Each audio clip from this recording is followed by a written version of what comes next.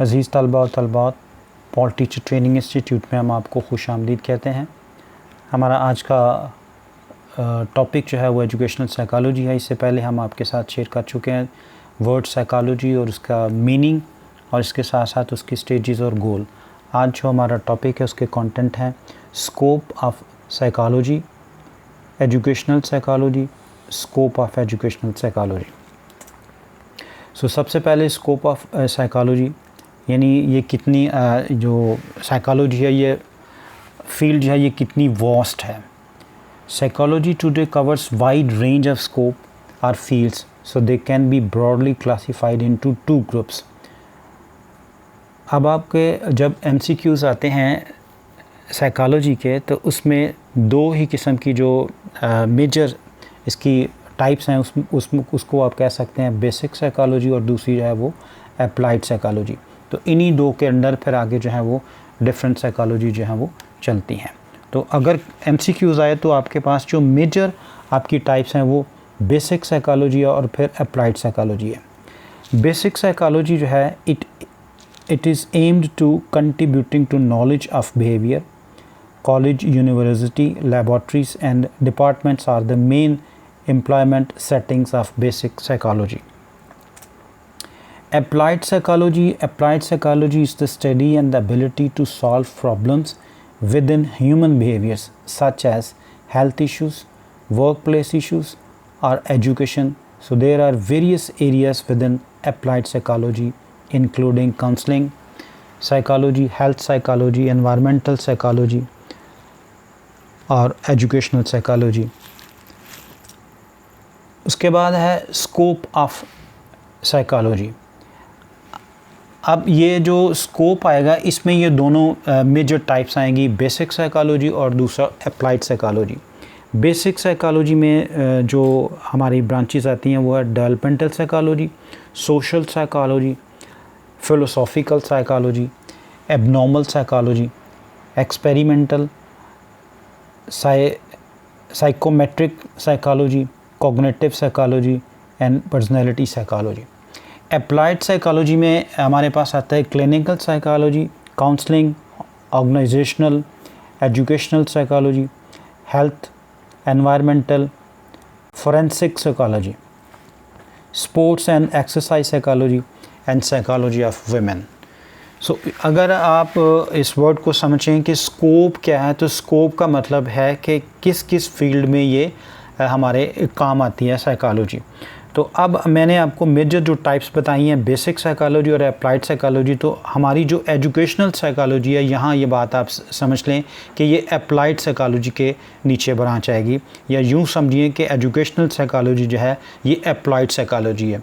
तो MCQs में जब आपको पूछा जाए कि अप्लाइड साइकोलॉजी में कौन से आता है, तो आपको ये इल्म होना चाहिए कि एजुकेशनल साइकोलॉजी है, this is the branch of applied psychology. उसके बाद है अब हम डायरेक्टली अपने जो एजुकेशनल हमारा सब्जेक्ट है एजुकेशनल साइकोलॉजी उसकी तरफ जो है वो मूव करते हैं। So educational psychology it's an attempt to apply the knowledge of psychology to the field of education. तो पहले मैंने आपको बताया कि उसमें पहले सेशन में जो हम आपके साथ पहले शेयर कर चुके हैं उसमें सिर्फ साइकोलॉजी की बात की थी। अब हम आपके साथ एजुकेशनल फील्ड ऑफ एजुकेशन की बात कर रहे हैं। तो जब एजुकेशनल साइकोलॉजी की डेफिनेशन आपसे पूछी जाए या आपको अंडरस्टैंडिंग उसमें लेनी हो या उसका कोई MCQs आए, तो उसमें आप ये आपने बात याद रखनी है कि it's an attempt to apply the knowledge of psychology to the field of education. So in other words educational psychology is the study of the experience and the behavior of learner in relation to educational environment. Definition में Crow and Crow put it as educational psychology describes and explains the learning experience of an individual from birth through old age. ये इसकी definition है educational psychology की। उसके बाद educational psychology it's an attempt to apply the knowledge of psychology to the field of education. So in other words, educational psychology is the study of experience and behavior of learner in relation to educational psychology. तो आपने इसको इस तरह जो है वो समझ लेना है। नेक्स्ट एजुकेशनल साइकोलॉजी की और भी डेफिनेशन ये 2-3 मैंने लिखी हैं। Educational psychology is the science of education, ये 1956 में जो है वो पील ने की थी। फिर एक और बाय स्किनर है ये इसकी definition. So it's that branch of psychology which deals with the teaching and learning. उसके बाद आता है स्कोप ऑफ एजुकेशनल साइकोलॉजी। इससे पहले मैंने आपके साथ शेयर किया कि साइकोलॉजी का स्कोप क्या है, तो उसमें आपके बेसिक और दूसरी अप्लाइड साइकोलॉजी थी। अब अप्लाइड साइकोलॉजी में आपने सीखा कि एजुकेशनल साइकोलॉजी, अब एजुकेशनल साइकोलॉजी में स्कोप ऑफ एजुकेशनल साइकोलॉजी जो है वो क्या है। अब स्कोप ऑफ एजुकेशनल साइकोलॉजी में ये देखें जो दरमियान में मैंने रेड कलर का दायरा बनाया, उसमें स्कोप ऑफ एजुकेशनल साइकोलॉजी और इसके रिलेटेड जो चीज़ें हैं वो सारी की सारी इसी में आएंगी, जैसे लर्नर और प्यूपल, यानी जो आपके स्टूडेंट्स हैं वो इससे रिलेटेड है। दूसरी बात यह है कि लर्निंग एक्सपीरियंस यानी टीचिंग का प्रोसेस जो है वो एजुकेशनल साइकोलॉजी में डिस्कस किया जाता है, और लर्नर या प्यूपल या स्टूडेंट को हम इसमें डिस्कस करते हैं कि वो कैसे सीखेगा या उसको क्या किस वक्त क्या सिखाना है, किस एज में क्या सिखाना है, उसके एनवायरनमेंट का क्या ख्याल करना है, ये सारा का सारा एजुकेशनल साइकोलॉजी में डिस्कस किया जाएगा। फिर लर्निंग एक्सपीरियंस है, लर्निंग प्रोसेस है, और उसके बाद लर्निंग सिचुएशन एंड एनवायरनमेंट, यानी एजुकेशनल सिस्टम में आपने उसके एनवायरनमेंट के मतलब भी बात जो है वो करनी है, तो वो सारी की सारी स्कोप ऑफ एजुकेशनल साइकोलॉजी में आएगा। उसके बाद जो टीचर है, टीचर का बिहेवियर, टीचर का स्किल, ये सारे का सारा टीचर के मतलब भी जो है एजुकेशनल साइकोलॉजी जो है वो डिस्कस करती है।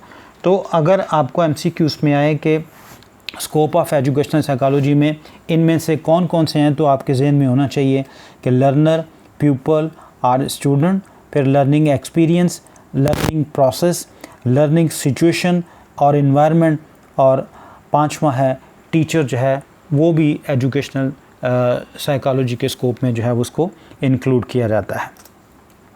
उसके बाद है एजुकेशनल साइकोलॉजी का जो फंक्शन है वो क्या है, तो इसका फंक्शन में है हाउ, व्हेन और वेयर का ये आपको रिस्पांस देता है, रिप्लाई देता है कि आपका जहाँ पर सवाल हो कि बच्चों को कैसे पढ़ाना है, कब पढ़ाना है और कहाँ पढ़ाना है, ये उसके मतलब ही उसका जवाब जो है वो एजुकेशनल साइकोलॉजी जो है वो देती है।